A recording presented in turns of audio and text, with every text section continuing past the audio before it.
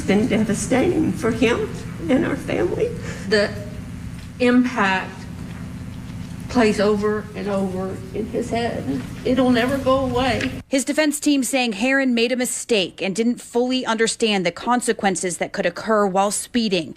Dr. Michael Scott Mayer also testified that scientifically, the brain of an 18-year-old isn't fully developed and wired the same way the brain of a person in their 20s is. How could he do something so stupid? He's a bright kid. It is because the stop and think part of the brain, the frontal lobe, where we stop and think about our action, is not developed. Heron's family also talked about selling their house and fighting their insurance company to get money to pay the Reisinger-Robin Holt family. We also have a perspective on this. So I don't want to seem that I don't feel for the Heron family. I do.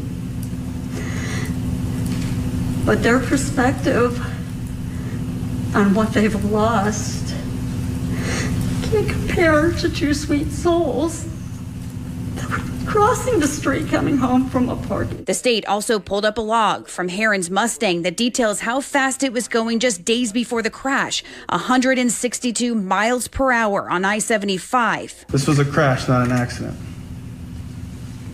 Please be aware of that. Emotional testimony from David Robin Holt, Jessica's husband and Lilia's father, went on for 45 minutes, with him addressing Cameron directly several times. It is critical for you to understand that you've created everlasting pain and depths of sorrow. He described his wife, her character, and personality. He then discussed how it feels to walk into his daughter's bedroom. I can't get the thought out of my head of the entitled monster who killed them.